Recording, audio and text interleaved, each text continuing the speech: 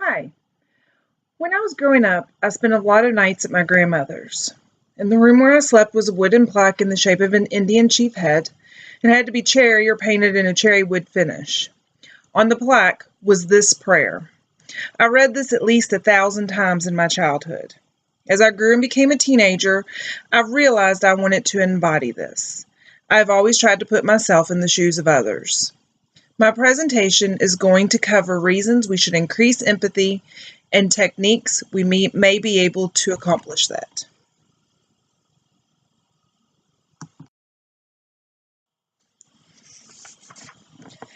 There are 3 parts to my presentation.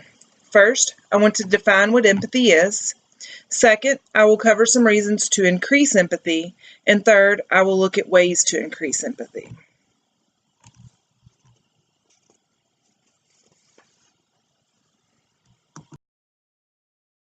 Okay, first, what is empathy? On the next few slides, I will look at class discussions of the definition of empathy, the Merriam-Webster definition of empathy, and I will share with you the way I define empathy.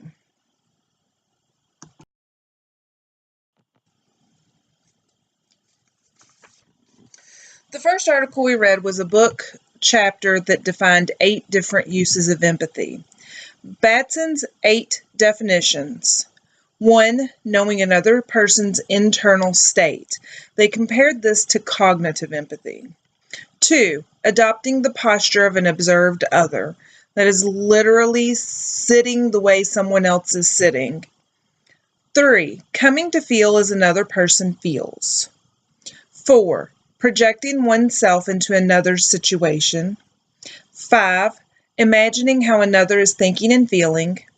6. Imagining how one would think and feel in another's place. 7. Feeling distress at witnessing another's suffering. 8. Feeling for another person who is suffering. The main point that I took away from this class is the role of perspective taking and empathy. In order to experience empathy, being able to take the perspective of another is at the core.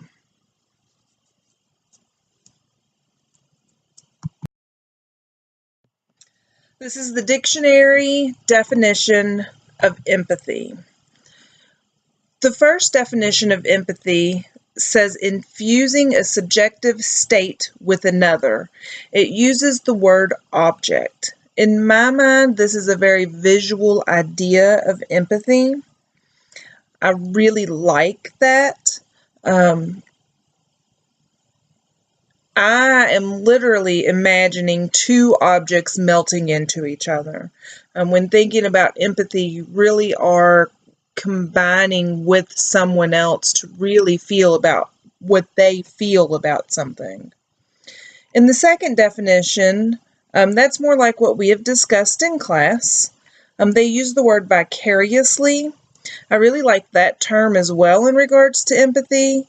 It's actually experiencing empathy with another while you're not actually going through what they are going through, but you're experiencing those same emotions vicariously through them.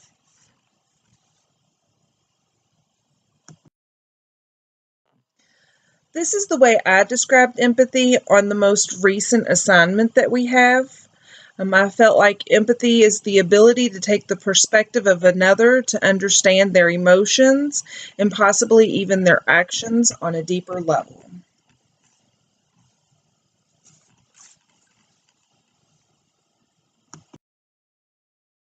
So, what are some reasons that we may have to increase empathy?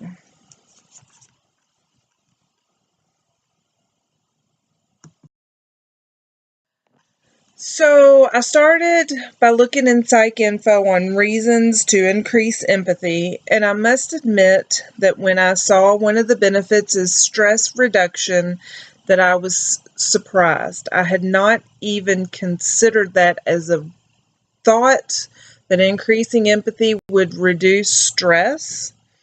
Yet I found this study. In this particular instance, when CPS workers are better able to empathize with parents, it leads to better communication and an increase in family reunification. So Child Protective Services, their main goal is to keep families together. And if you are able to empathize with the parents, the families are more likely to stay together. So a social worker that has empathy, that is keeping families together, it seems they have a less stressful life, which makes sense.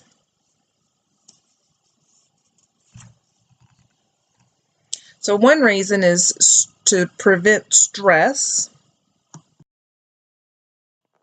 I also did a Google search because I like to see what lay people see when they look up things.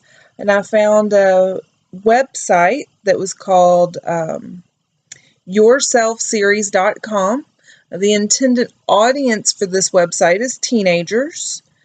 I liked this because it looked at, most teenagers tend to be a little self-centered.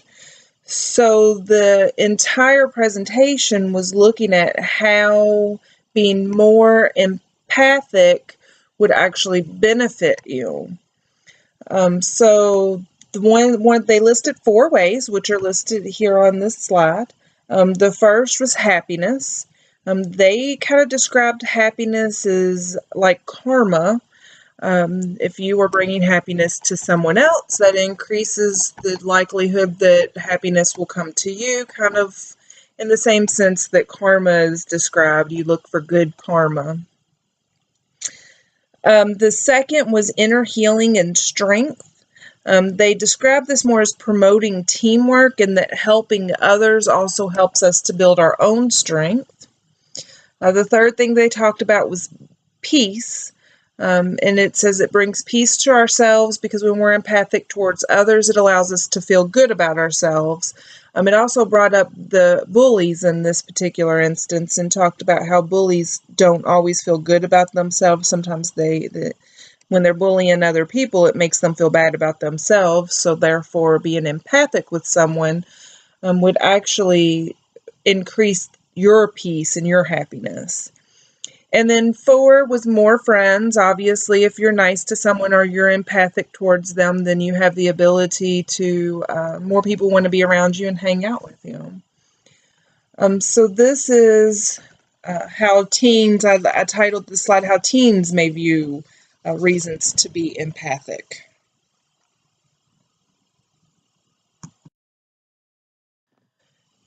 So last, another reason may be to just make the world a better place.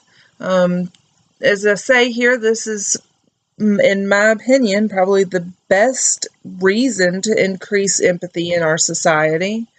Can you imagine a world where everyone was empathic towards everyone else?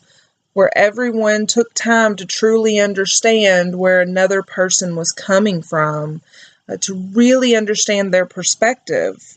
Could empathy be the answer to ending war or racism, ageism, or any other ism for that matter? It really could change the world to increase empathy in our society.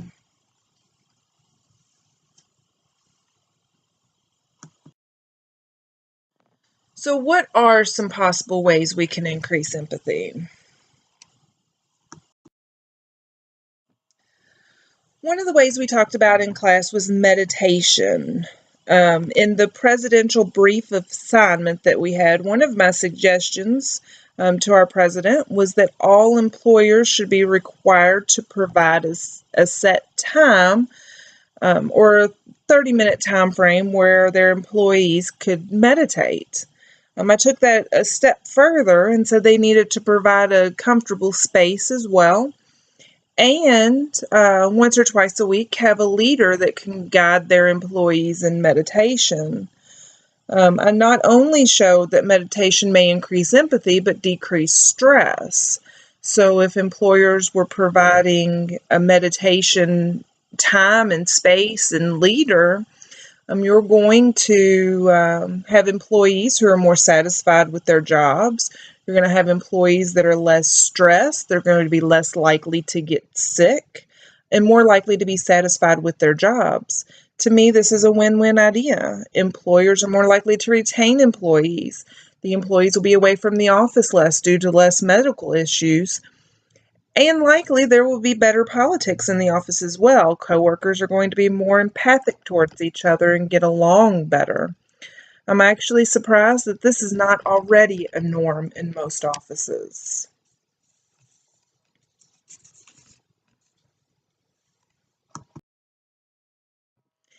We also read in our class that literary fiction may increase empathy. I come from a very musical family, so I wondered if music played a part. So I did a search. I found an article, you'll see that it's referenced here on this slide, that correlated musical tastes and musical choices in adolescence to empathic ability. It basically says that teenagers who listen to more pop-like music their empathy is likely to be lower, whereas teenagers who listen to more angsty music may have a higher empathy ability. I would like to see more research on music. Possibly music could increase empathic abilities. I think that what we learned about literary fiction and this article that I have found with the correlates of empathy with the type of music listened to, that may be good starting points to argue the need for the arts to remain in the school system. I know there's been talk about taking some of that out, but I think it's important that it stays in our education for our kids. So let's review what we've talked about. We looked at definitions for empathy, and I think at least on the surface, the main idea of empathy is the ability to see things from another's perspective. We looked at a few reasons it may be important to increase empathy, for example, preventing stress, making our own lives better, and making the world better. And we looked at 2 ways to increase empathy: meditation and reading literary fiction.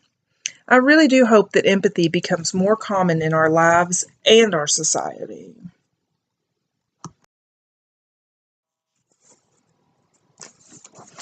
So thank you for watching my presentation.